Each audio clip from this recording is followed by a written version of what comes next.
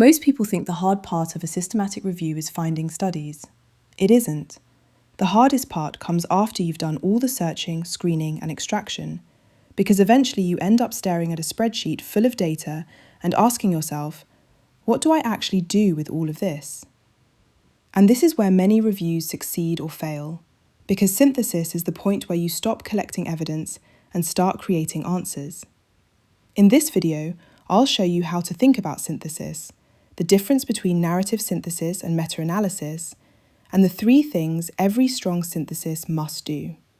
And if you're following along with this series, I've created a free synthesis framework template that will help you structure your findings and move from data to conclusions. You'll find the link below. And if you haven't met before, I'm Dr. D, a public health practitioner and academic, and on this channel, I break down research concepts so you can clearly understand them and confidently apply them in your own work. Let's make this clear.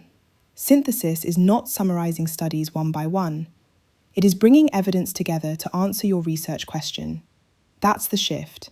Not study A found this, study B found this, but across these studies, what do we know? Now, there are different types of synthesis, but at this level, we focus on 2 main approaches: narrative synthesis and quantitative synthesis, often called meta-analysis. Let's start with narrative synthesis. This is where you group studies, compare findings, identify patterns. For example, you might group studies by type of intervention, population, setting, and then ask, what do these studies show? Are the findings consistent? Do some show stronger effects than others? Why might that be? This is where your thinking matters, because you're not just reporting, you're interpreting.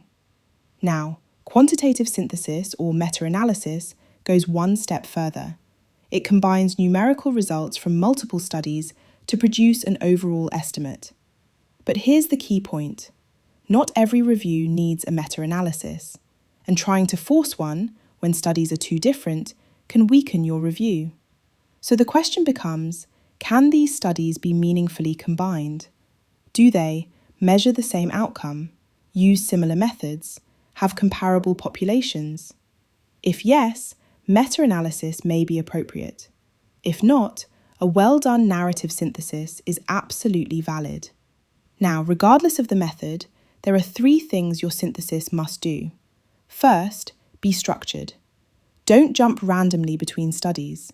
Organize your findings clearly, by theme, by intervention, by outcome. Second, be transparent. Show how you moved from extracted data to conclusions. This is where many reviews lose credibility, because the reader can't follow the logic. Third, stay anchored to your question. Every paragraph should be helping answer it. If it's not, it doesn't belong. Now, this is the point where many students feel unsure, because there isn't one correct answer, but there is a correct approach. And to help with that, I've created a synthesis framework template.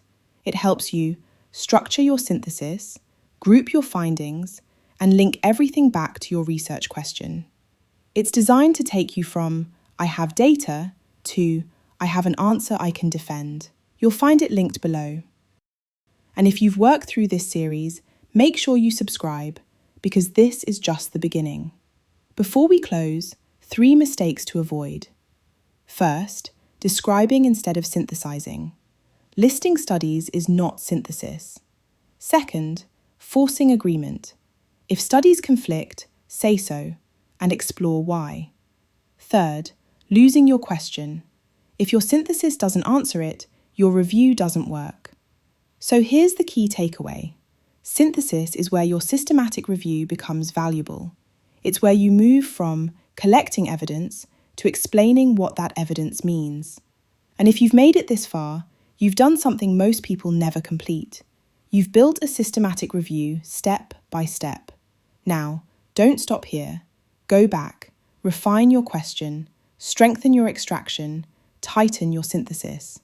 Because this is how you move from a good review to one that actually informs decisions. And if you want to go deeper, you can start again from episode 1, or continue with the next series, where we'll explore how to use AI to support systematic reviews. So when you're ready, keep going.